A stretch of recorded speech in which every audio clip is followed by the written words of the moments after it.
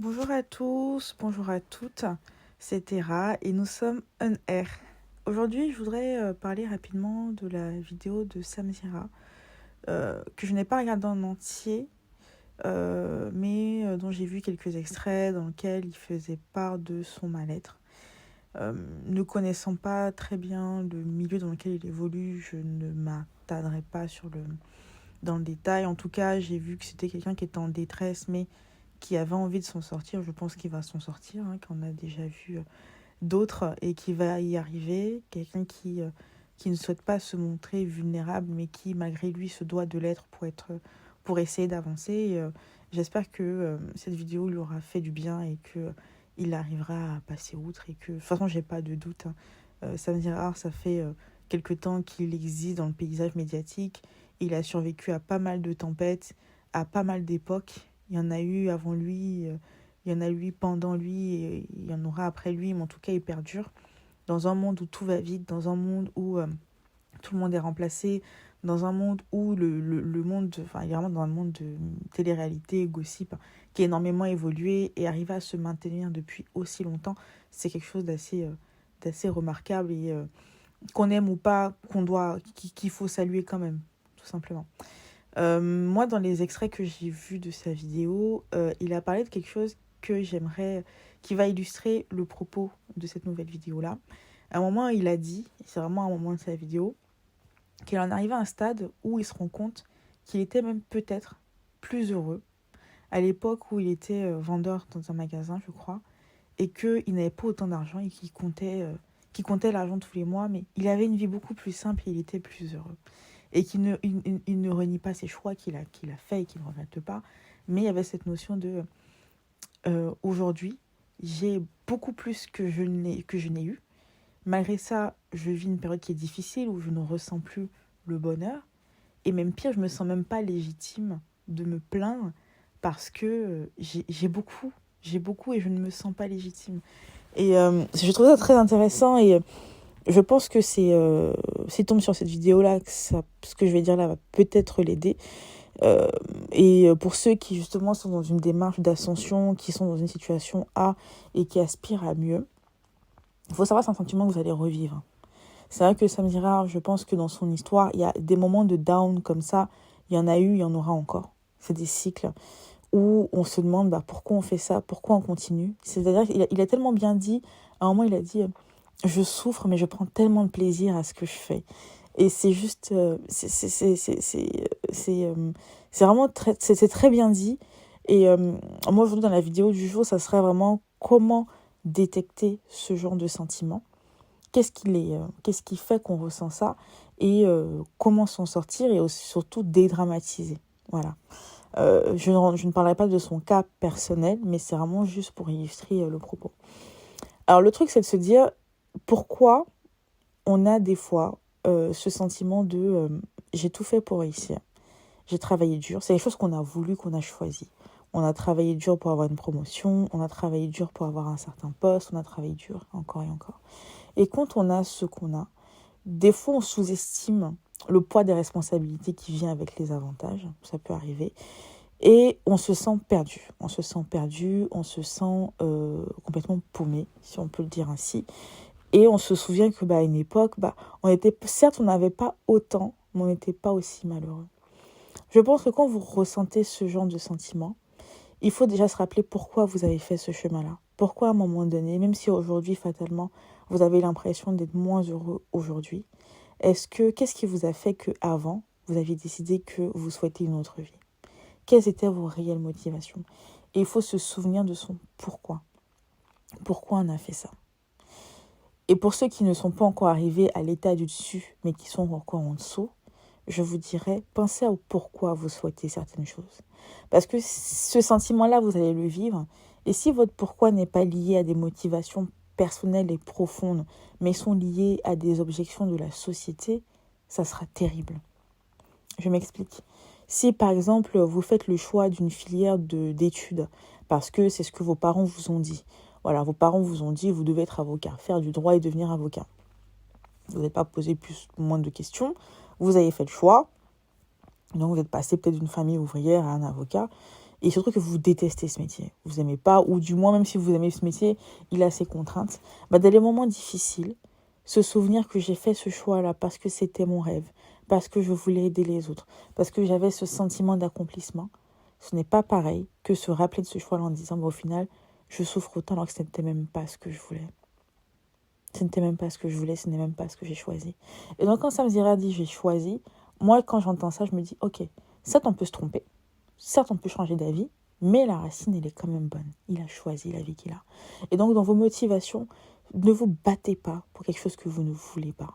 Ça paraît tout simple, ça paraît tout bête, mais de nos jours on a tendance à se battre pour des choses qu'on ne veut pas. On se bat pour des relations qu'on ne veut pas réellement sauver. On se bat pour des diplômes qu'on ne veut vraiment pas obtenir. On se bat pour des travaux qu'on déteste. Battez-vous pour ce qui vaut de la peine pour vous, ce qui a de la valeur pour vous. Parce que dans les moments de down, c'est ça qui va vous permettre de vous relever. La deuxième chose, c'est quand il parle de ne pas se sentir à la hauteur pour se plaindre, je l'entends tout à fait. Hein, parce que clairement, voilà, quand on entend l'actualité, on peut se dire que tout est futilité. Bien entendu, et on n'a pas besoin d'être à l'échelle de Sam Zira pour des fois se dire, bah, écoutez, j'ai un toit, j'ai à manger, je suis en bonne santé, bah, pourquoi me plaindre? Il y en a qui n'ont pas ça. Et ce sentiment d'imposture, je le comprends tout à fait, il est tout à fait légitime, parce qu'objectivement, en effet, il y a pire dans la vie. On ne peut pas le nier, il y a vraiment pire. Mais à côté de ça, on est des humains et on a chacun notre réalité. Et il faut accepter que oui, des fois, vous aurez une position qui est certes enviable par tous, mais vous serez quand même triste, vous serez quand même malheureux. Parce qu'on a beau avoir un esprit conscient, un esprit rationnel, et ben les émotions prennent le dessus. Et il y a des moments où on n'arrive pas à faire la part des choses, on n'arrive pas à être de bonne humeur, on n'arrive pas à prendre de la hauteur, on est juste submergé. C'est la deuxième chose.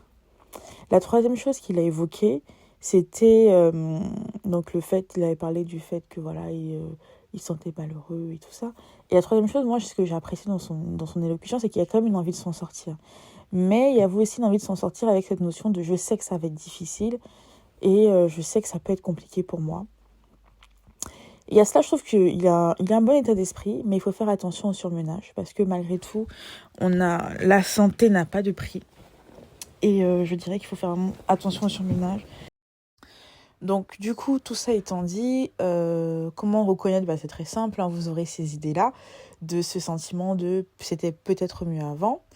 Vous aurez aussi ce faux sentiment de se dire, voilà, en même temps, j'aime vraiment ce que je fais, donc j'ai pas envie d'arrêter. Et ça ne sera pas vous mentir à vous-même, ça serait vraiment objectivement. Et donc le troisième axiome, c'est vraiment d'accepter le fait que c'est des choses qui vont arriver, encore et encore, et de dédramatiser quand ça arrive.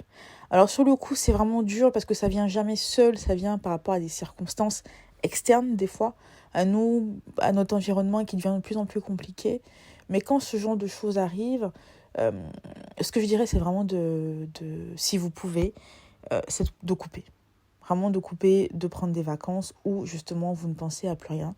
Surtout si en plus vous avez réussi à vous élever dans la société, c'est quelque chose qui vous est accessible. Vous pouvez prendre des vacances, vous pouvez partir. Mais pour ça, il faut être prêt à déléguer parce que certaines personnes ont construit leur ascension sur une base de je contrôle tout, je fais tout.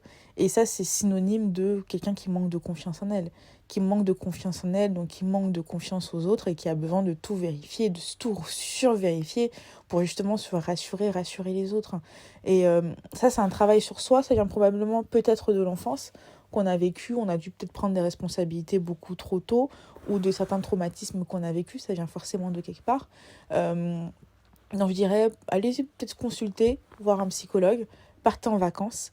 Pour ceux qui sont croyants comme moi, honnêtement, il n'y a pas de secret, hein, réfugiez-vous dans votre croyance, dans la prière, pour essayer de vous en sortir.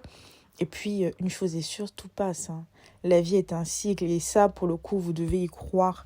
Peu importe vos croyances, c'est un fait qui est observable. La vie est un cycle. Il y a des moments où vous serez au top de votre forme. Il y a des moments où vous serez au pire de votre forme.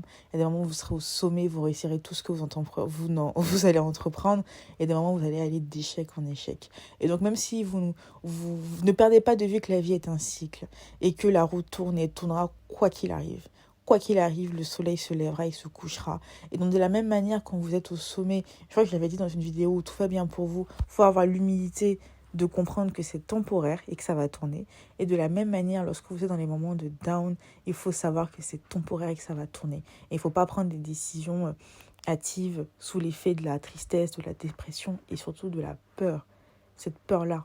Il faudrait faire une vidéo sur la peur, je pense. Comment gérer la peur. Mais voilà, aujourd'hui, c'est ce que je vous dirais. C'est vraiment, je trouvais que sa vidéo était assez intéressante. Après, il y a des choses assez techniques sur vraiment son univers, donc je ne rentrerai pas là-dedans. Mais vraiment, ce syndrome-là de je suis épuisée, mais en même temps, je ne peux pas arrêter parce que d'une part, je ne veux pas et que je ne peux pas parce que j'aime ça. C'est des choses auxquelles vous serez confrontés. Et quand ça vous arrivera, souvenez-vous que voilà, c'est normal. Ça arrive à tout le monde. Ça vous arrivera pas qu'une fois. Et quand ça arrivera, bah, vous ferez comme nous tous. Vous attendrez que ça passe. Vous pourrez prendre des vacances. Vous referez dans ce qui est le plus important pour vous. Et enfin, on ne peut même pas parce qu'il y a l'urgence de la situation qui fait qu'on ne peut même pas prendre de vacances. C'est possible. Hein. Et voilà, dans ces cas-là, il faut affronter. Comme vous l'avez toujours fait, vous allez y arriver. Moi, quand je perds confiance en moi, je prends une feuille de toutes les fois dans ma vie où je pensais que c'était perdu, que je n'y arriverais pas. Je note toutes ces fois-là. Il y a des fois dans votre vie, vous savez que là, à l'époque, c'était impossible et pourtant vous avez réussi. Donc écrivez ces moments-là de toutes les fois où vous étiez sûr que c'était foutu et que ça a quand même marché, ça va vous donner de l'espoir. Si ça a pu se faire dans le passé, ça va se faire dans le présent. Voilà. N'hésitez pas à commenter, partager, à donner votre avis et bien sûr à donner des idées de vidéos pour le futur.